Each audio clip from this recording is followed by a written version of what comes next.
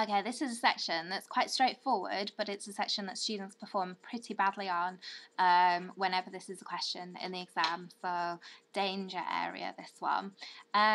Marketing orientation. So nice picture here, and this is Ford. He said you could have any colour car you want as long as it's black. So his Model T Ford was, as far as I know, most of them were black, and the reason for this was because it was cheap for him to produce all of the same colour car.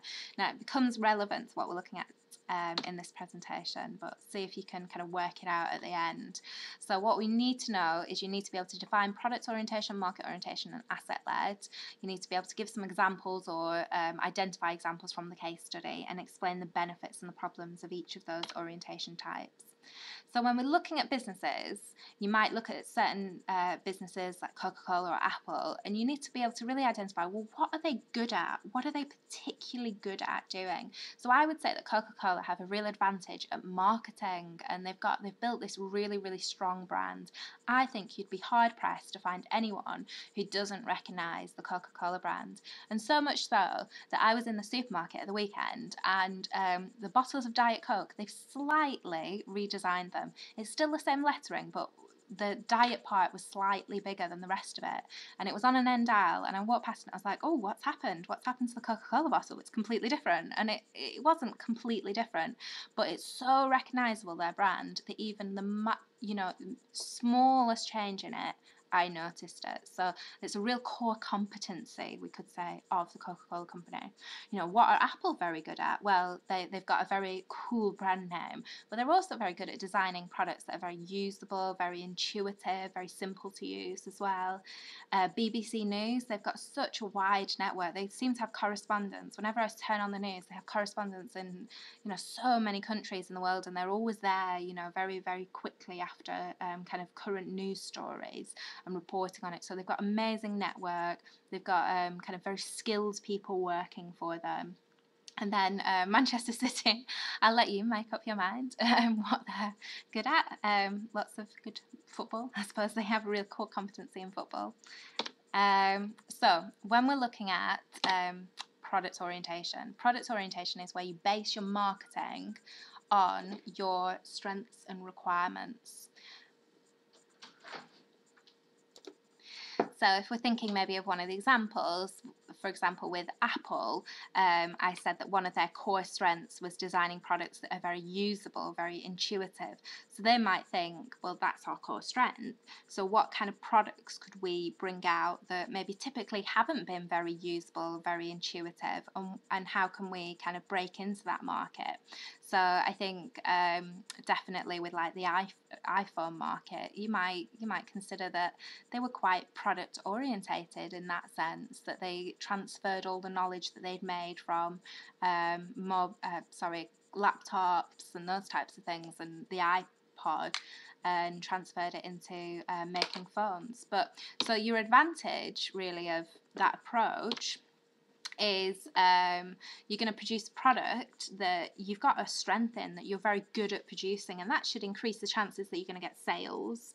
And you're not really asking the customer what they want. So, all the disadvantages of market research, you're not going to get those because market research can be quite time consuming and expensive. So you're basing it on what you're good at. So you probably already know what you're very good at.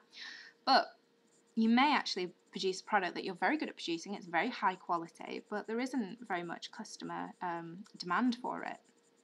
And you don't really build in this process of customer feedback. If you're not listening to the customer and what they want, you might not be progressing and developing your product very far. Okay, market orientation. So this is where you base your product on the needs and wants of the customer or what the competition is doing. So you're not necessarily thinking, what are we good at? You're just thinking, well, what does the customer want? So it's a very outward looking process. And so you're definitely going to produce something that there's demand for. And because you're looking at the customer so much and what's going on the outside, you can detect market changes. So, build in that feedback process. But, just because the customer wants that particular product, you may have no particular strengths in making that, and you might produce something that's frankly a little bit rubbish. And it's also going to require you to get lots of primary market research done as well. So it's going to be more expensive than your product-led or product-orientated product. So what do you get if you mix the two together? Your asset-led. So this is basing your planning on the needs and wants of the customer as well as your own strengths. So obviously a little bit superior to the other two approaches. So you can produce a product that you've got a core competency in, you're good at producing, and there's a demand for it. It's going to be a little bit more expensive though than just focusing on product orientated, because you are going to have to do a little bit of market research here.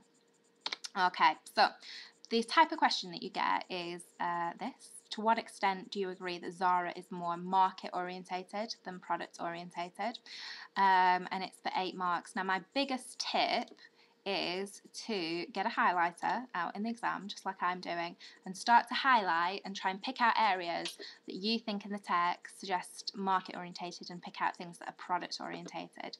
So I'm going to go through first of all with yellow, and this is a good tip as well, highlight the one that you're going to do. So yellow is going to be product orientated.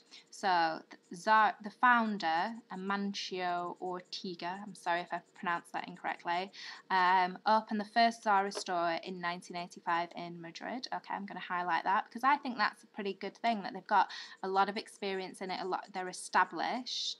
Its first store featured low-priced, look-alike products of popular high-end clothing fashions.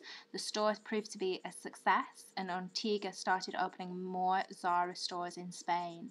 An article in Business World magazine said that it focused its attention through market research on understanding the fashion items that its customers wanted and making them. During the 1980s, Ortega started changing the design, manufacturing, and distribution process to reduce the time it takes to get goods into its stores. Okay, so really quick timing there. That's definitely a core competency. And react to new trends in a quicker way, what he called instant fashions. Zara stores are company-owned except where local legislation forbids foreign-owned businesses. In these cases, Zara operates by franchising the stores. Okay, and there's a bit more, but I'm just going to kind of focus on this stage. So now I'm going to go through and just pick a different colour. Pick this kind of blue, and I'm going to look at market orientated now. So they basically they've admitted that they do a lot of not very good highlighting there, but they admitted that they do a lot of market research. And they do a lot of focusing, understanding the fashion items that customers wanted and then making them. So very much market orientated at that point, focusing on what customers want. And then they react to new trends. So although they can produce the products very, very quickly, what they're doing is actually reacting to what's happening in the market. Okay, so 8-mark question, to what extent do you agree? So we know this has got to be two-sided. So now, I mean, if you just look at the question, you've actually got 3 more paragraphs that you can highlight through and pick out some points. But now we've got 2 points for each side arguing that you can consider Zara to be both market orientated and product orientated. So you can build up a really nice argument that way. And that is what is so essential for these questions, that you take your highlighters into the exam and that you are finding sections from the case study which suggest, are they market orientated, are they product orientated, or are they asset led, so a mix of the two. So I mean, a nice conclusion would be that they actually are quite asset-led. And here's the mark scheme coming up. Okay, so can respond quickly to changes in the market. That's something that we got there. Product-orientated. So emphasis on developing a technically sound product, producing it and selling it. Not exactly the point that we made, but it would be credited the point. Okay.